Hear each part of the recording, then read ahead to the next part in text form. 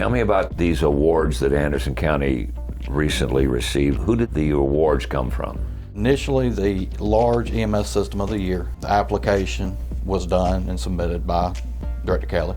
I actually nominated Director Kelly for EMS Director of the Year.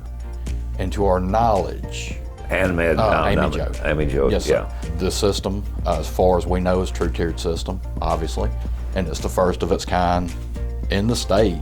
And the time compliances that we're keeping, some of the best in the southeastern, eastern half of the United States. And then I nominated Steve. He lives, breathes EMS. There's really not a whole lot that goes on that he does not have something known about or is there. And I thought it was time for him to be recognized, because over the last year and a half, I believe we have been able to show that the system works.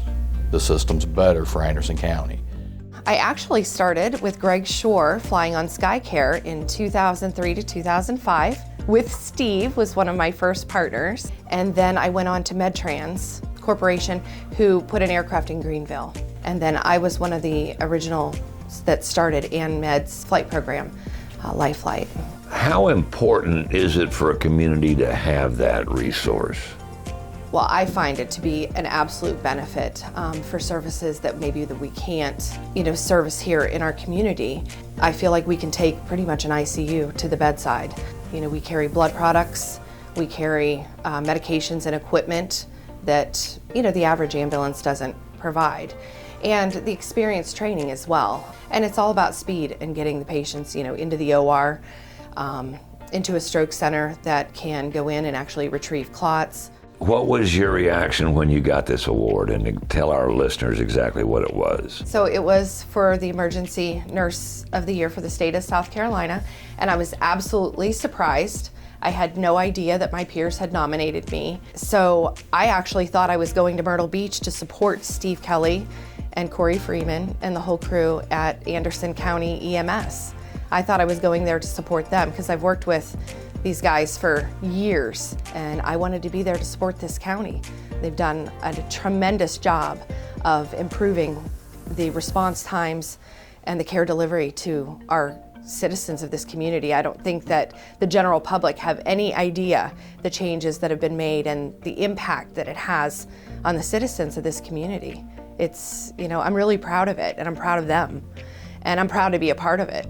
When you call 911, they ask you a series of questions while they have you on the phone to determine what level of emergency you're having. Through those questions, they decide whether or not they only send that basic life support truck, or if they send a basic life support truck and a paramedic QRV. If they do both respond, they get on scene to evaluate the patient. If the paramedic needs to ride in, he will ride in the ambulance to the hospital, let one of those EMTs drive his ambulance there. If he's not needed, he just immediately goes back in service and stays in that area. We started out, when we put this together, because we did it in 30 days. We started out keeping those QRVs in the historic areas where the rescue squads were. From there, we moved them by evaluating what their call volume was, what their response times were. We sort of started strategically moving them throughout the county to get a little bit better response time. Right now, it has worked very well. All the numbers, which are figured out by a third party, we have nothing to do with that. We shoot for the 9 minutes and 59 seconds, 90% of the time.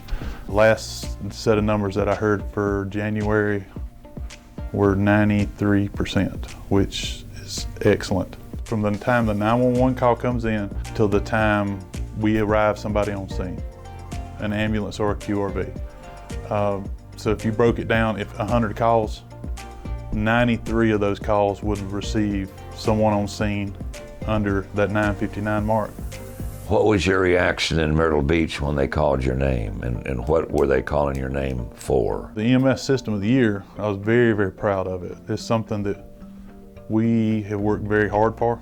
We've had a lot of backing from our county council. It kind of validates that we're going down the right road and improving pre-hospital care. And then you also got recognized. I did, and I was very, very surprised on that one also. Really, really speechless. As the Director of the Year. For South Carolina. Yes.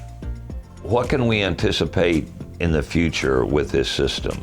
The way that we have the system set up now is padded to be able to absorb growth within the county. We may still have to move some resources around here and there, but basically the way we've got everything right now is we should be able to handle a good bit of growth within the county without making any further changes. I think a lot of these counties that spend $25, $30 million a year on their emergency medical services budget need to seriously look at this type of setup. We're handling a lot of the same calls as a lot of these large population counties for a quarter of the budget. Having been involved in both type systems, how much better is this one for the residents of Anderson County than the way we used to operate? It's better, in my opinion, because of the accountability of it.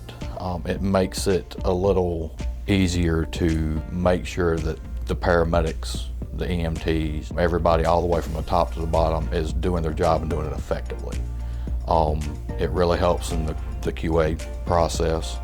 It really helps us get to where we need to be clinically in the field. And the system now set up with partnership also with ANMED, there's that continuity of care. We start in the field, transport, and then we actually get feedback from the hospital to kind of help the quality improvement process of it. Overall, for the citizens of Anderson County, much better care, just an overall better, smoother system. Well, congratulations to all of you.